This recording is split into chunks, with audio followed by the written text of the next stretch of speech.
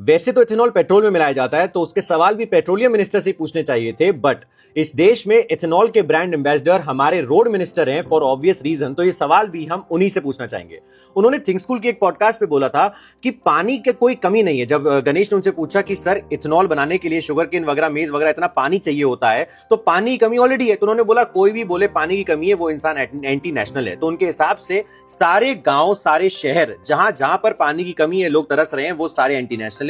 साथ में नीति आयोग की जो रिपोर्ट कहती है कि इंडिया में ग्राउंड वाटर की कमी हो सकती है, पानी की कमी हो सकती है, तो जिन्होंने वो रिपोर्ट लिखी नीति आयोग की, वो भी एंटी नेशनल है। और हम जो भी 3 सवाल और पूछना चाहेंगे, क्योंकि हमारा फोकस सिर्फ रहता है कि पानी कितना यूज हो रहा है इथेनॉल में, बट अदरवाइज हमें क्या लगता है कि इथेनॉल प्रोडक्शन तो एकदम बहुत ही ग्रीन है, बहुत ही क्लीन है, उससे कोई भी कार्बन एमिशन नहीं होगा। तो सवाल ये है, 1 लीटर एथेनॉल बनने के लिए जो 10 से 12 लीटर स्पेंट वॉश बनता है, निकलता है एज वेस्ट, गंदा पानी, उसका क्या होगा? ठीक है। और अभी सरकार ने बोला कि 1000 करोड़ लीटर हमें एथेनॉल बनाना है, बट जैसी E85 E100 की बात आई तो अब सरकार का एस्टिमेट है कि 1500 करोड़ लीटर एथेनॉल बनाना है। तो आप समझ लीजिए, जब 1 लीटर से 10 लीटर स्पेंट वॉश हो रहा है तो कितना स्पेंट वॉश होगा। अब ये लोग जवाब देंगे कि जीरो डिस्चार्ज फैक्ट्रीज है हमारी जो बन रही हैं। जीरो डिस्चार्ज फैक्ट्री का मतलब क्या होता है कि वो स्पेंट वॉश को नदियों नालों में नहीं मिलाएंगी, बट अंदर अंदर जब रिसाइकिल होकर उसका सॉलिड वेस्ट बनेगा, वो भी तो कॉन्सेंट्रेटेड वेस्ट है,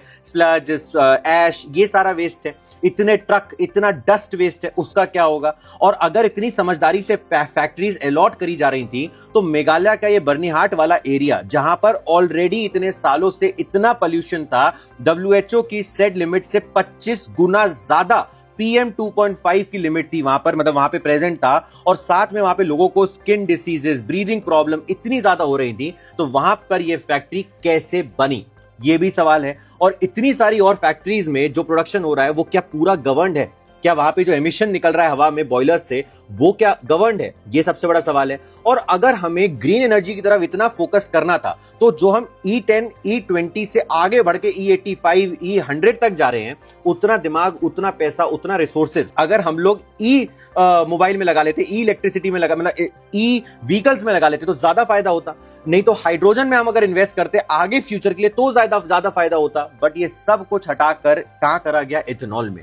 ठीक है, अभी बहुत लोग इसको डिफेंड करेंगे और मुझे एंटी नेशनल बोलेंगे, बट याद रखिएगा, ये पॉलिटिशियंस के बच्चे तो बढ़िया फैक्ट्रीज चला रहे हैं, एसी ऑफिस में बैठे हैं और नोट छाप रहे हैं, बट उनसे सवाल पूछ लिया तो आपको लगता है कि हिंदुत्व खतरे में आ गया, इसलिए ग्राउंड पर, कमेंट सेक्शन पर, सोशल मीडिया पर उन्हें आप डिफेंड कर रहे हैं।